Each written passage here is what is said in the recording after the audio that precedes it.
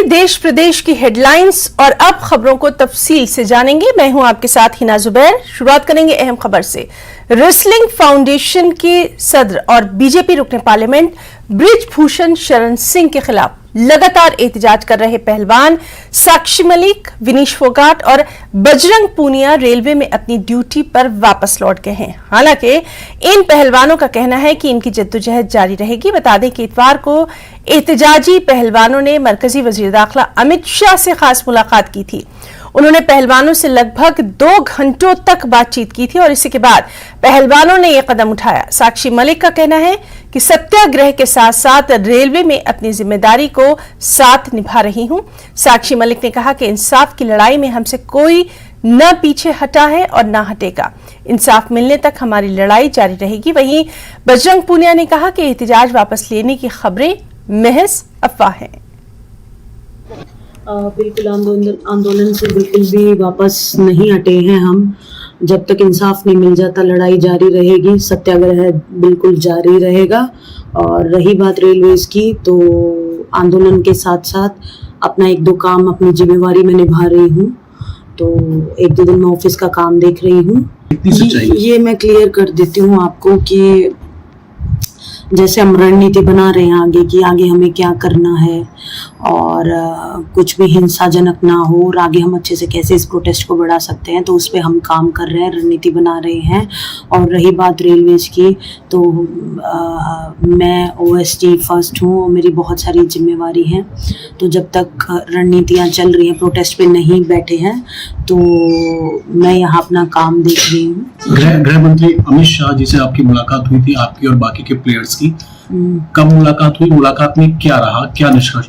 Normal conversation थी और कुछ नहीं ऐसा फाइनल सॉल्यूशन निकला। हमारा टिल एंड तक यही रहेगा कि अक्यूज्ड को गिरफ्तार करो, उसके ऊपर सीरियस एक्ट लगे, गिरफ्तार करो। नॉर्मल कन्वर्सेशन हुई थी और कुछ नहीं। वाराणसी की एमपी एमएलए कोर्ट ने गैंगस्टर मुख्तार अंसारी को उम्र कैद की सजा सुनाई है। वाराणसी के 32 बरस पुराने इस केस में पीर को कोर्ट ने यह फैसला सुनाया। अदालत ने पीर को अवधेश राय कत्ल मामले में यह फैसला सुनाया। साथ ही अदालत ने मुख्तार अंसारी पर 1 लाख रुपए का जुर्माना भी लगाया। कांग्रेस लीडर अजय राय के भाई अवधेश राय को 3 अगस्त 1991 को उनके घर के पास गोली मारकर हलाक कर दिया गया था। इस मामले में मुख्तार अंसारी और दीगर के खिलाफ मामला दर्ज किया गया था।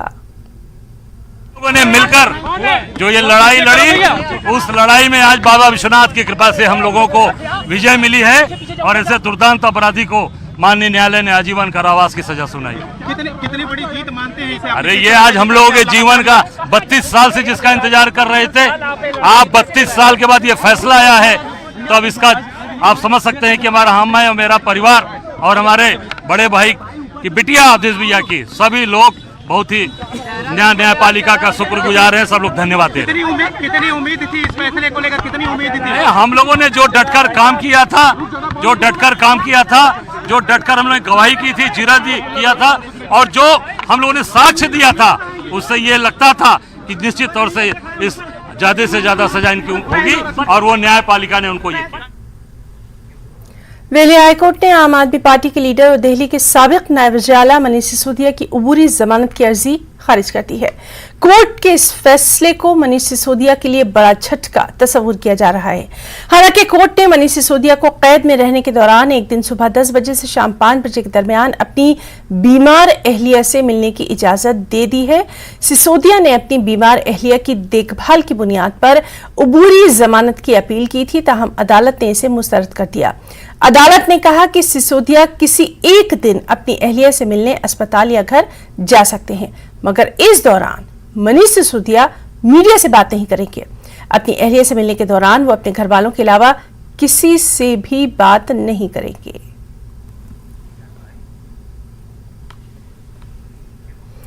वज़ीर दिफा राजनाथ सिंह और अमेरिकी वज़ीर दिफा लॉयड ऑस्टिन की दिल्ली में खास मुलाकात हुई। इस दौरान राजनाथ सिंह ने अपने अमेरिकी हममनसब के सामने पाकिस्तान को अमेरिका के जरिए हथियार सप्लाई करने का मामला उठाया। राजनाथ सिंह ने इस मौके पर कहा, अमेरिका पाकिस्तान को हथियार देने की गलती ना करे जो कि पाकिस्तान भरोसे के लायक नहीं है।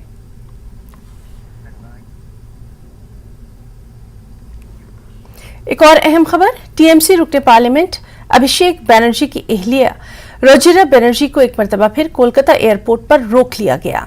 ईडी के जराये के मुताबिक रोजिरा बनर्जी के खिलाफ लुकआउट नोटिस जारी किया गया है, जिसकी वजह से उन्हें सुभाष चंद्र बोस इंटरनेशनल एयरपोर्ट पर बोर्डिंग करने से पहले ही रोक लिया गया। करोड़ों रुपए के कोयला स्मगलिंग मामले को लेकर सीबीआई रोजिरा बनर्जी से पूछताछ कर चुकी है।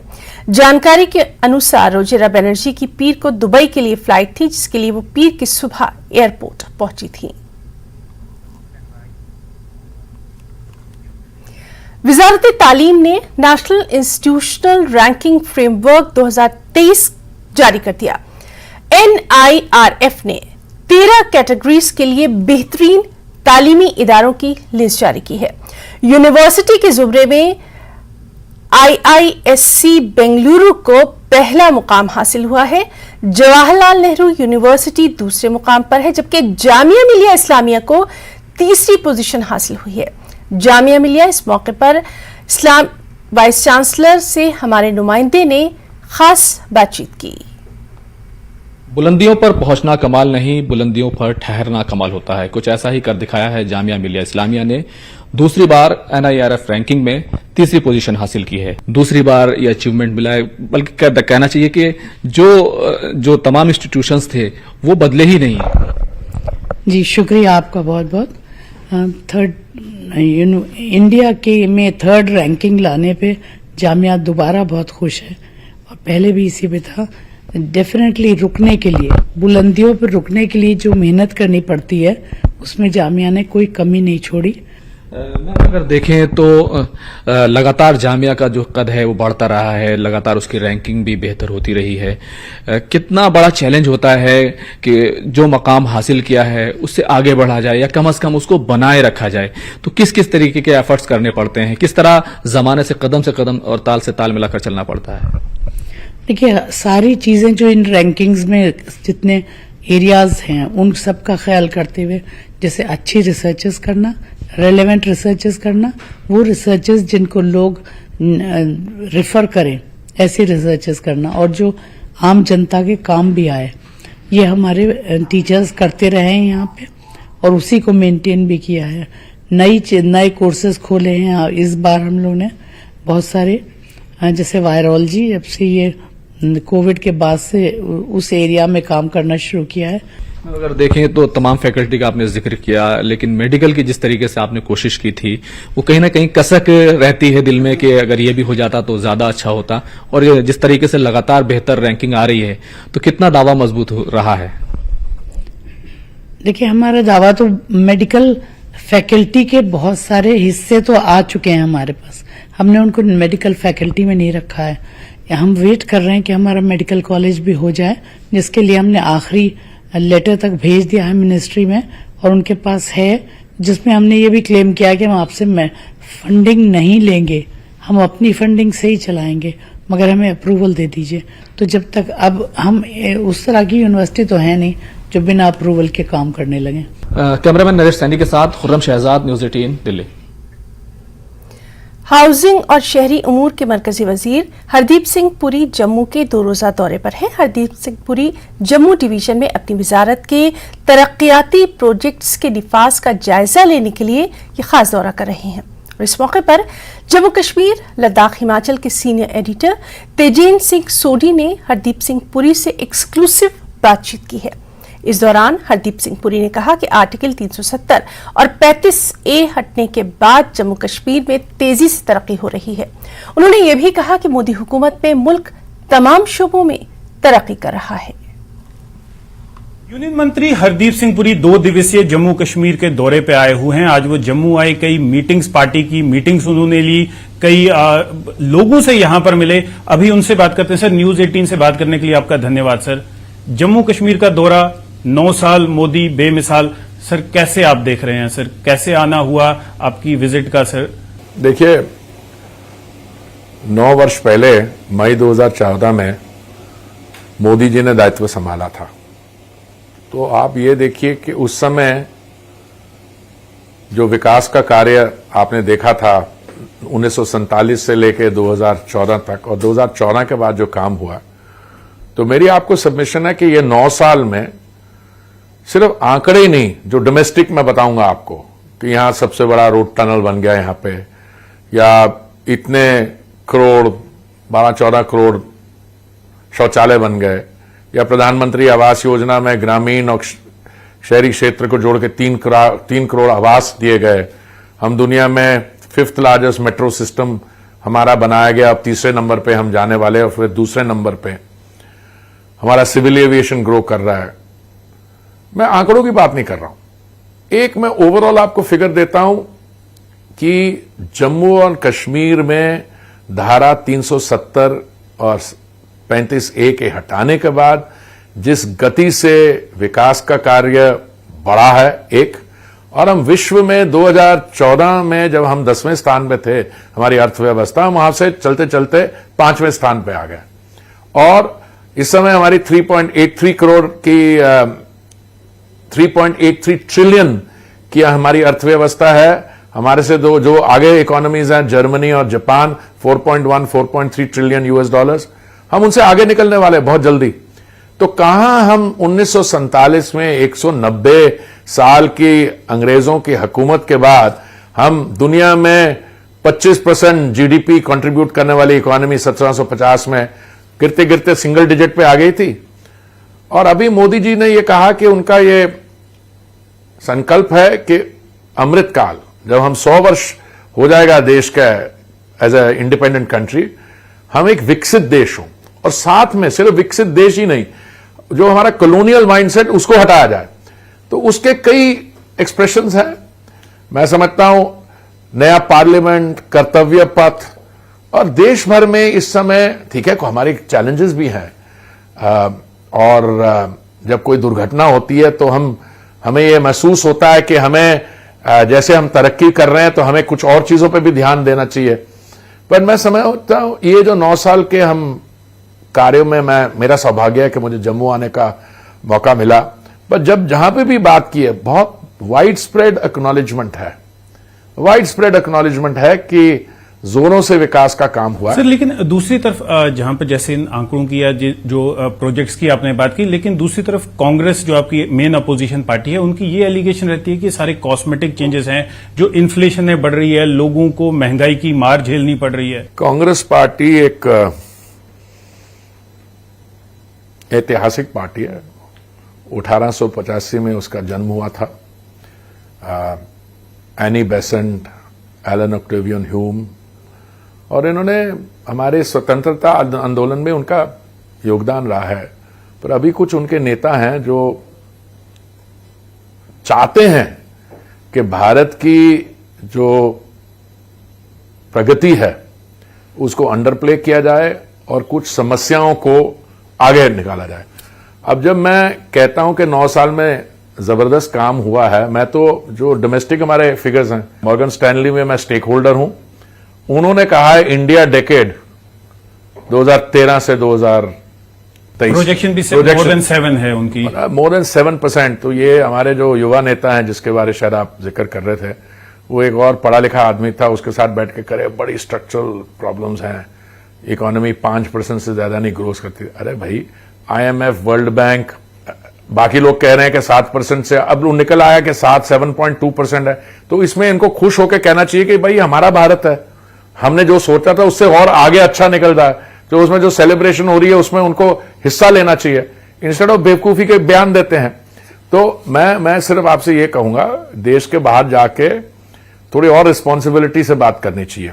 मैं ये नहीं कह रहा कि आप देश के बाहर जाके बोलना बंद कर दो, पर हमारे मोदी जी भी देश से बाहर जाते हैं। मोदी जी देश के बाहर जाके क्या करते हैं, देश के में जो अच्छे काम हो रहे हैं, देश और जो करवाना चाह रहा है उसके बारे में ये जाके इनको सडनली माइनॉरिटीज याद आ जाती है।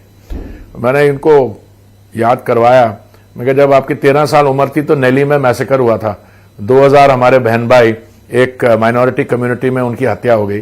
जब आपकी 14 साल उम्र थी 1984 में, तब हमारे सिखों के खिलाफ अत्याचार हुआ था।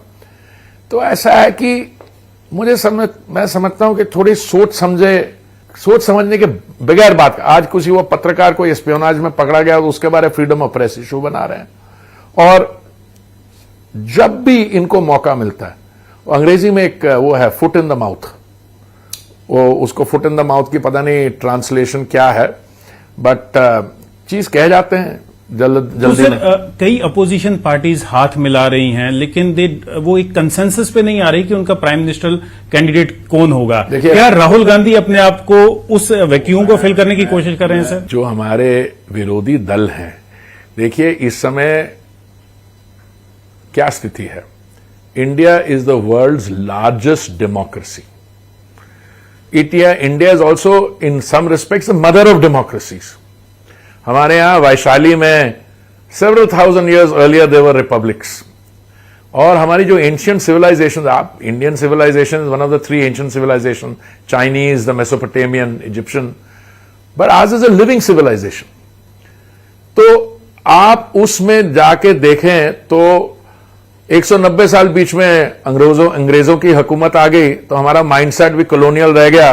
तभी मोदी जी ने कहा एक सिर्फ विकसित देश ही नहीं बनना, कॉलोनियल माइंडसेट को भी हटाना है। अभी मुझे जो लग रहा है डेमोक्रेसी के लिए बहुत अच्छा है कि हमारे जो विरोध में हैं राजनीतिक दल, वो इशू बेस्ड काम करें। अब वो ये डिसाइड करें कि उनको, अगर देखिए कहना कि हम रेवड़ियां बांटेंगे और सब कुछ चीजों को मुफ्त में जला देंगे, उसमें सवाल ये उठता है जो भी आप रेवड़ी बांटने जा रहे हैं वो तो किसी टैक्स पेयर के पैसे से आया है। तो मैं मानता हूं कि महामारी के दौरान जब एक अर्थव्यवस्था बिल्कुल बंद थी, उस समय मोदी जी को जरूरी पड़ गया कि दिन का 3 समय का ड्राई राशन हर एक भारतीय नागरिक को जो जिनको जरूरत है मिले। वो मार्च अगले तक कंटिन्यू कर रहा है। बट ये कहना कि हम लोग इकट्ठे आ रहे हैं, हाथ मिला रहे हैं, आप किस प्रोग्राम पर हाथ मिला रहे हो? एक तो ये प्रोग्राम है कि हम मोदी जी के, क्योंकि मोदी जी और भारतीय जनता पार्टी सफल है, 2014 में भी जीते थे, 2019 में भी, इसलिए हम उनके खिलाफ हैं। एक तो वो है। दूसरा, हमारे में से कौन करेगा? बारी ले लें, हफ्ते में 2-2 दिन बांट लें। अगर 2-3 लोग हैं, अगर वो ज्यादा लोग हैं तो फिर आधा दिन के लिए कर लें।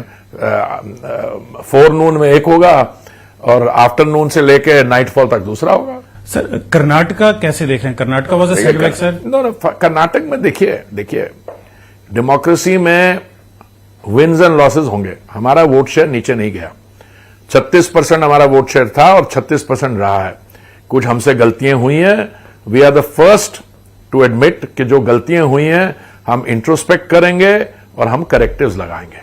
सर अपोजिशन जो है, अभी जो रिसेंटली रेल हादसा हुआ उस पे रेल मंत्री का इस्तीफा मांग रहे हैं। दूसरी तरफ जो रेस्टलेस प्रोटेस्ट कर रहे हैं उस पे में से एक रेल मंत्री वो भी है जो अभी के रेल मंत्री को मान रहा है, जिसका एक 1700 करोड़ का ब्रिज जो है ना, पुल, वो गिर गया।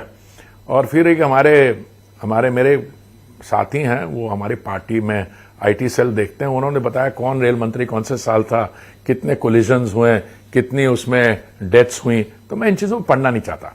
मेरे लिए बहुत दुख की बात है कि ऐसी दुर्घटना हुई, और मैं समझता हूं 1 death is 1 death too many. किसी ने ट्रोल किया, हम सेलिब्रेट नहीं कर रहे हैं भाई, ये तो हमें we found ourselves in this situation. उसके बाद मैंने कहा कि माननीय प्रधानमंत्री जी खुद गए वहां पे, जो इंजर्ड थे उनसे मिले, एक्सीडेंट साइट पे गए। हमारे 2-3 और मंत्री थे वहां पे, जो रेल मंत्री है वहां से हिले ही नहीं। और ये बड़ी गर्व की बात है कि आप देखिए रात को लंबे लंबे क्यू लगे हुए थे और लोग क्यू में खड़े थे ब्लड डोनेशन के लिए।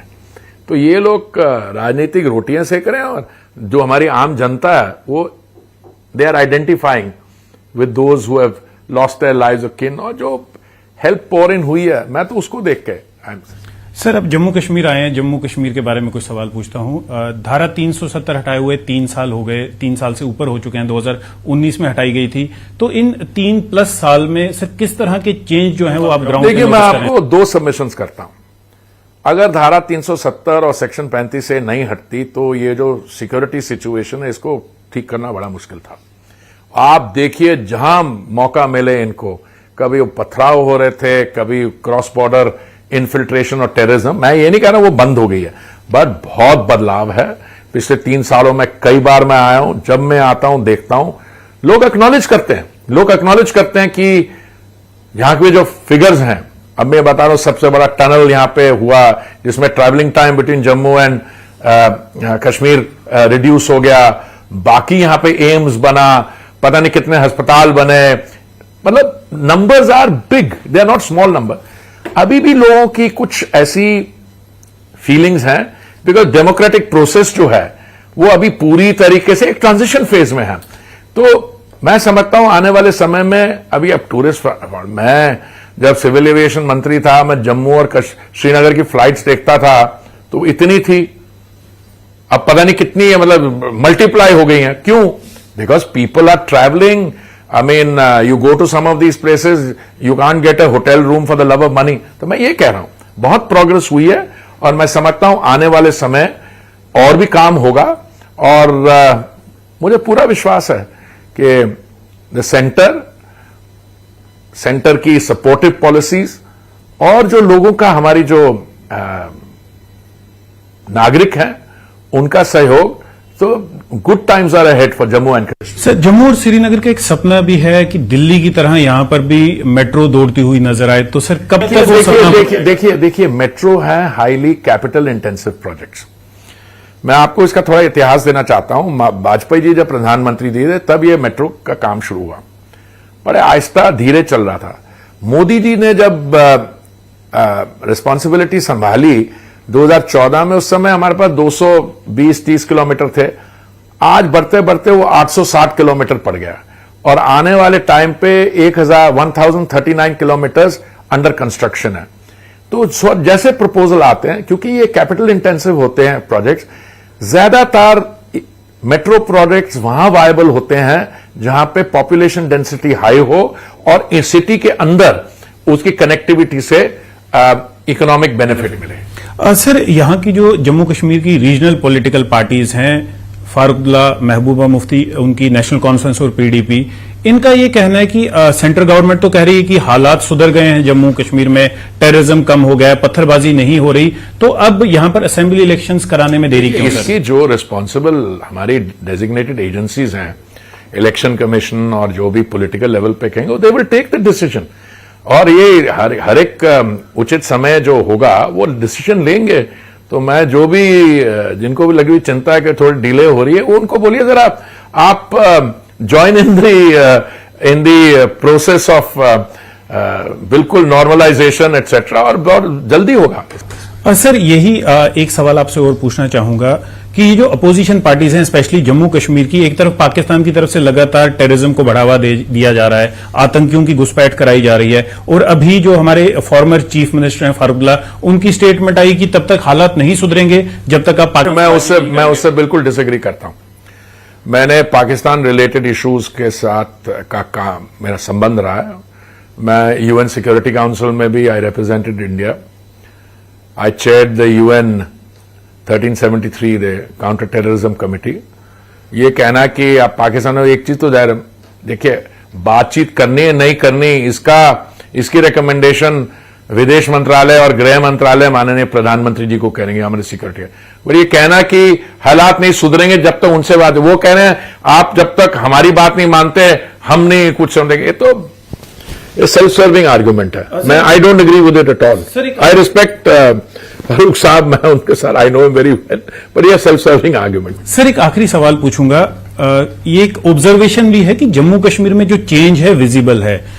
इस साल की अगर बात करें तो लगभग 16 कैंडिडेट, 3 कश्मीर से और 13 जम्मू से यूपीएससी के एग्जाम्स उन्होंने क्वालिफाई किए।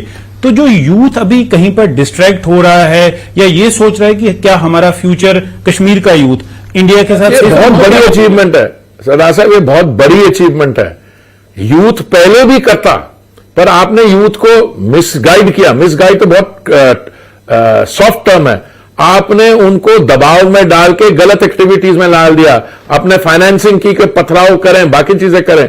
ये तो I am personally I was present in the house in the Rajya Sabha जिस दिन 370 लाए हम, तो मैं तो समझता हूं बहुत एक very great day in Indian history that इतने सालों से ये हमको करना था। तो ये माननीय प्रधानमंत्री जी ने ये निर्णय लिया और फटाफट 370 and 35A were gone, और देखिए द रेस्ट इज हिस्ट्री। आप देखिए जो विकास हो रहा है।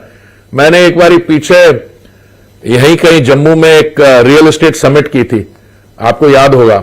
उसमें हम सारे रियल एस्टेट कंपनीज को लाए, पता नहीं कितने एमओयू साइन हुए। सिर्फ एमओयू साइन नहीं हुए, उनसे इन्वेस्टमेंट आ रही है। समझे ना।